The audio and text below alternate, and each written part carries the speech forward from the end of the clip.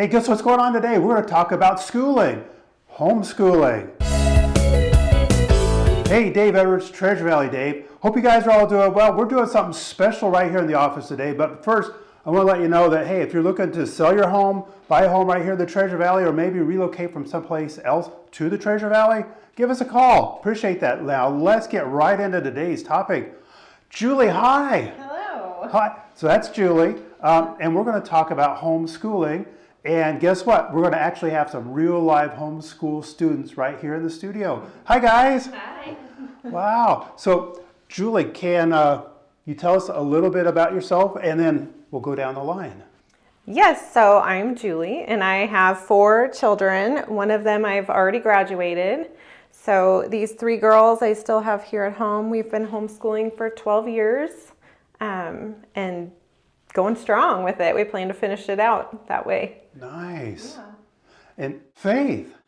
Hi, I'm Faith, and I am a junior and have been homeschooled for all my life, and I love riding horses.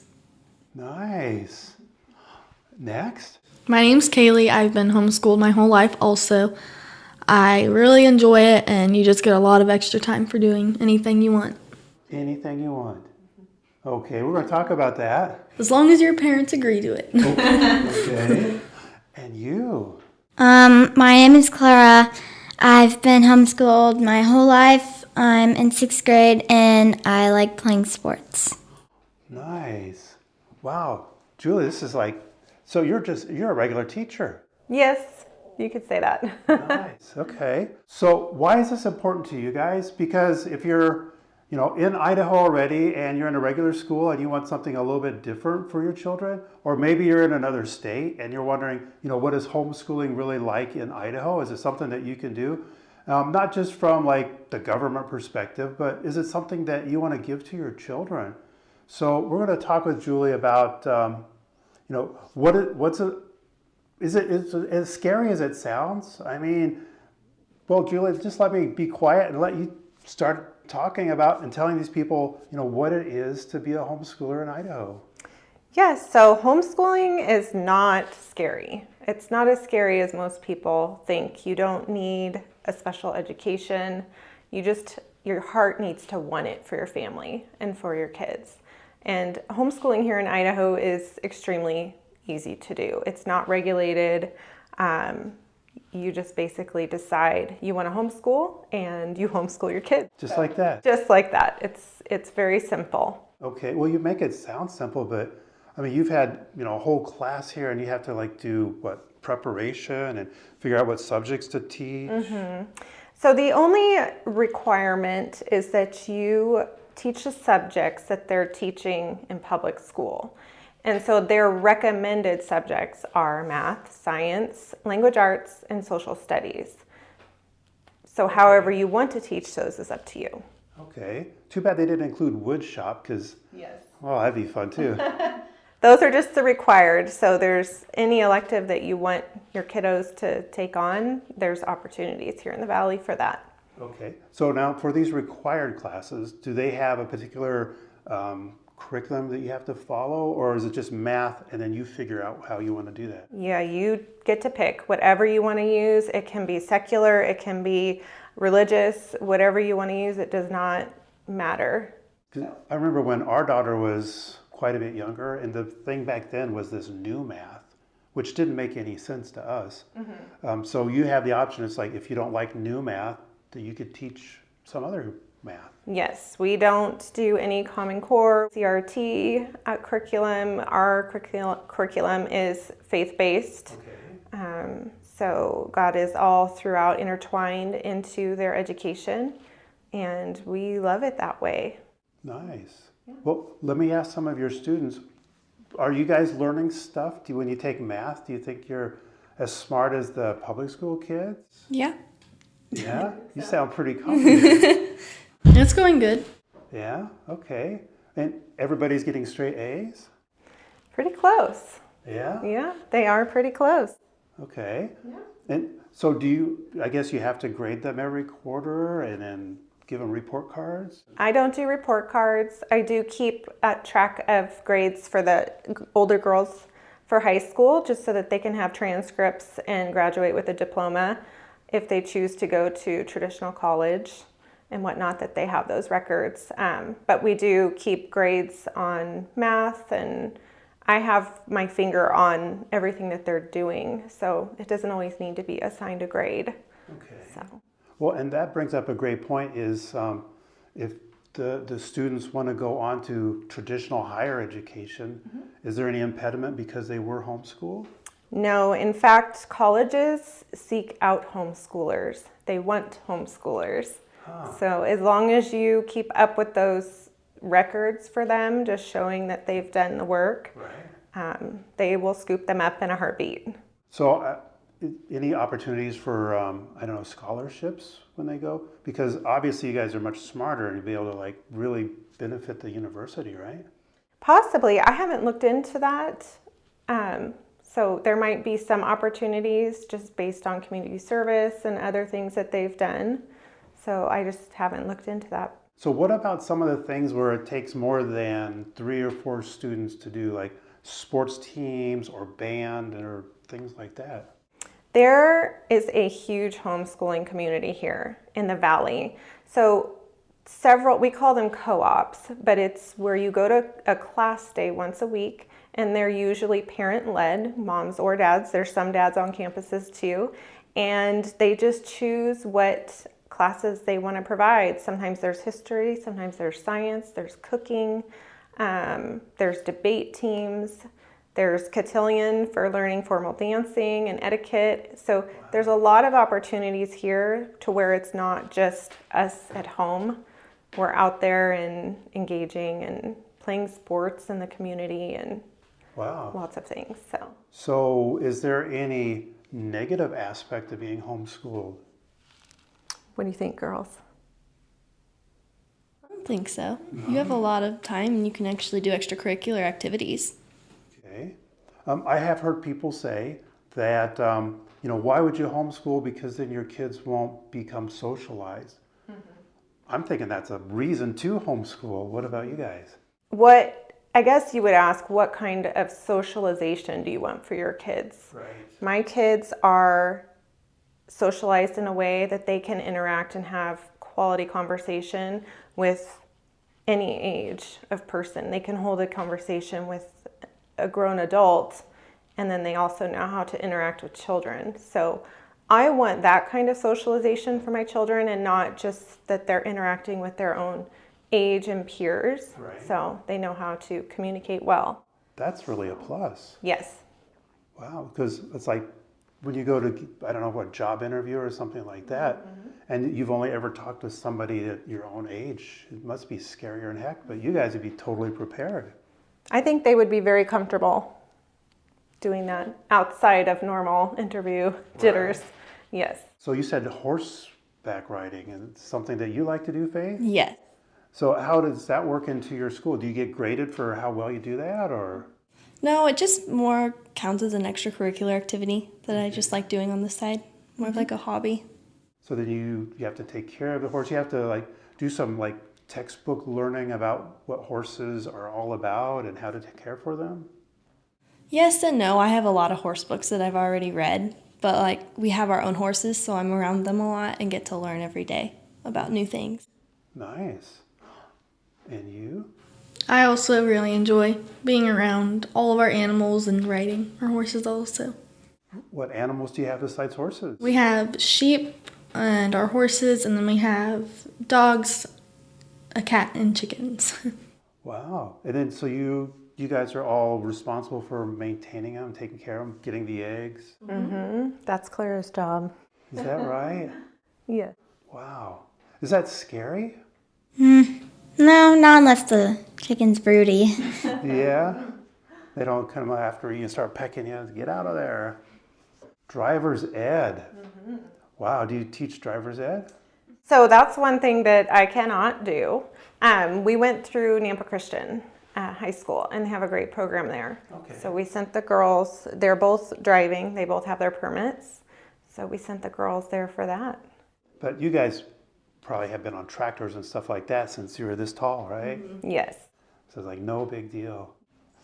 So Julie, Our people out there are going to have a ton of questions. Probably one of them is going to be, is there any state funding for homeschooling? So when you talk about homeschooling, there's two kind of different ways of homeschooling. There's actually on your own homeschooling where the government is not touching your family at all. They have no part in your schooling. There are also these charter schools that are virtual charter schools. So they're public funded, and you can join those and you would get state funding, but you have to abide by their rules. So there's secular curriculum. You have to do submissions and state testing in order to receive the funds. So most traditional homeschoolers, they don't feel that's true homeschooling because the government has a hand in it, and it's really just online virtual school is really what it is. And then you have all the requirements that you have to meet. So there is that opportunity if that's what you're needing, but just homeschooling on your own without anybody with their finger in there, there is not funding for that. Well, so speaking of funding, how expensive is it to homeschool? That all depends on what you choose to do. So curriculum-wise, there's a vast ocean of curriculum, and that can be very overwhelming. And I would say the best thing to do is to go to a seasoned homeschooling mom or dad and just ask them to help you sort through it because there's a lot. I would say that it's cheaper than private school. It's significantly cheaper than private school, but there is an investment in your curriculum. However, if you choose to use it for each child, you can kind of pass it down. Hand me down. Yeah. Okay. So, and it works really nice. And instead of going with horses, you could maybe go with guinea pigs. Yes. I think they eat a little less. Yeah. Fish, I like that one. Very nice. And do you know by chance, how much money the government does give when you go with the charter route? I believe I've heard around $1,400 per student per year. And it can be different for kindergarten and that. Yeah. Right. So. Wow, that's other than it's convenient because everything's already spelled out. But so when you first start doing homeschooling, is there a resource you can go to figure out what curriculum and how to teach, what your syllabus is going to be? I would say I would really point somebody to just that seasoned parent that's done it because there are so many options out there. It's very overwhelming. And I would say that may even be the number one reason why families choose not to. It's because they just don't know where to start. Most of the curriculum is broken down and it kind of tells you what to do each week or how many weeks, and you can divide the lessons per weeks of school. So it's not a matter of there's not resources, but there might be too many resources. I would say there's too many. There's too many options, but if you know what you're wanting in your homeschool, you can narrow it down. Okay. So. Well, and now how do you figure, so were you just sitting around one day saying, my kids come along, I'm going to homeschool them? Or was there something that happened or? Way back when, so my son, he's the oldest, we put him in public school, kindergarten, and that was a great experience. He did well, he loved it. First grade was a little bit different. He had a rough year with the teacher. Second grade came along and we just were done. He was getting bullied in first and second grade. And even with me being on campus and helping in the school, it didn't stop. And so we just decided right then and there that that's not what we want for our children. We want better for them. We want a better education for them. And we like our kids.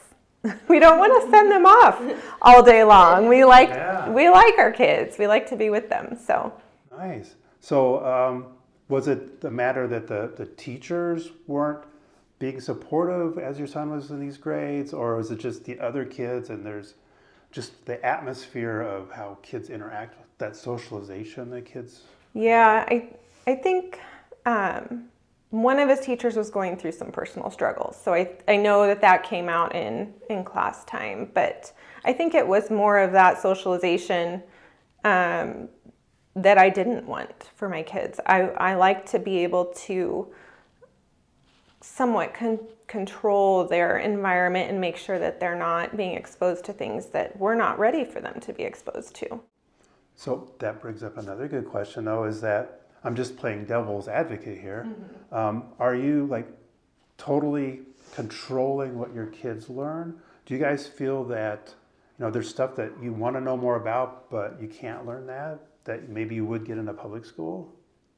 Or are you guys satisfied that you've learned everything that you ever wanted to know? I'm satisfied. If there's something I'm interested in, I will go after it on my own. I will look into it when I have free time. Okay. I feel like I'm pretty good on, we're not being held back on what we learn or anything. Just like she said, if there's anything we want to learn about, just research it a little bit more.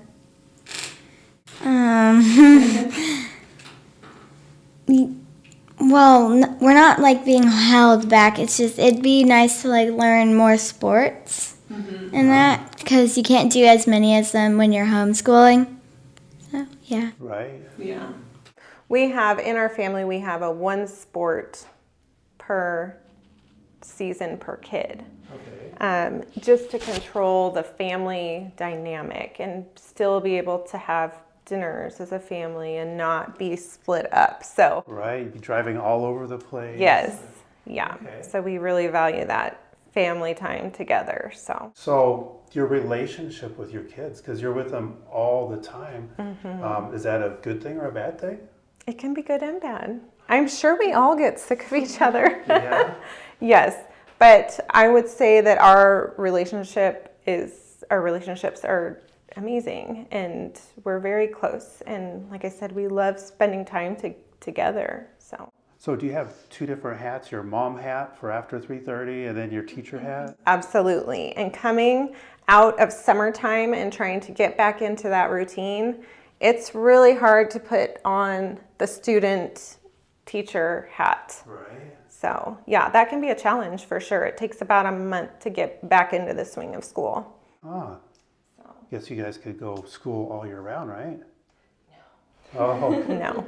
Well, and I imagine though that because of that you've taught your kids to always be inquisitive and learn and not be afraid to pick up a book or whatever, that there's probably no summer off because you guys are probably always learning something.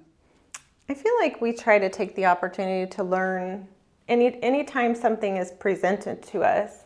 We take the opportunity to learn about it. We do take the summer off though. There's several homeschooling families that do year-round, but I need a break. And I think they work really hard. The school work that they're doing, a lot of it is at college level, Right. and they deserve a break. So we like to give them that. So you've probably talked with a lot of people that have been through the homeschooling experience. Have you talked with any adults that were homeschooled, through high school, and how that impacted their lives? There's a few parents they're in our community that were homeschooled, and they loved it so much they wanted it for their children. Before they even had children, they decided that that's what they wanted for their family. Homeschool's changed a ton in the last 30 years.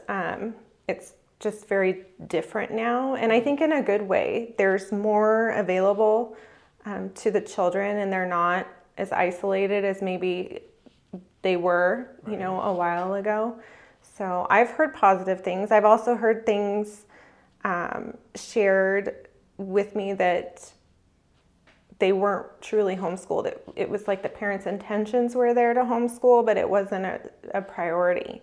And if it's not a priority, then you're robbing your children of the education that they deserve. So Gotcha. You really have to set those priorities and stick to them. Otherwise, you can really delay them. So that's a conversation that you have before you pull the trigger and start doing that, is to find out you as a parent, are you committed? And I guess you have a conversation with your kids too. It's like, can you be committed to this? Yeah, absolutely. And at the end of every year, we evaluate, how was your year? How did you like it? What did you not like? Would you like to try something different next year?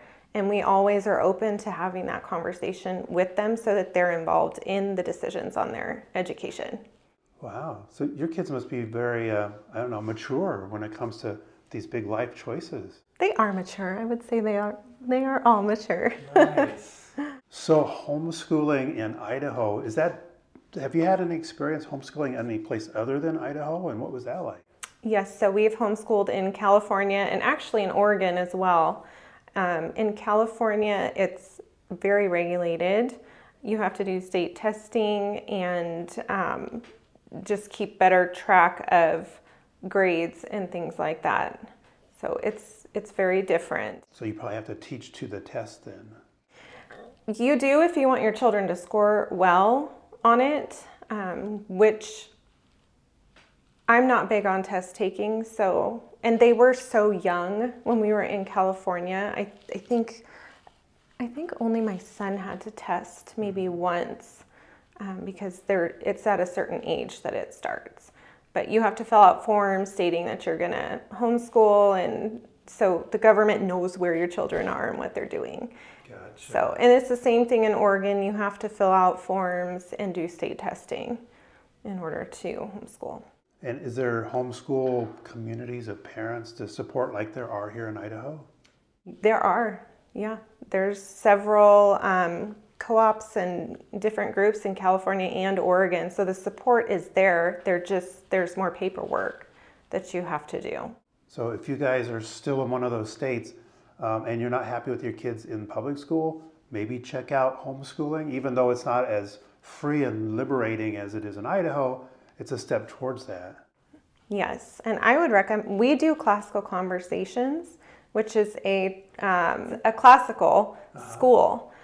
So they're learning classically, which is completely different than how our children are taught in just normal public school. So classically, is that like rote memorization? Yes, lots of memorization. A lot of things are to song.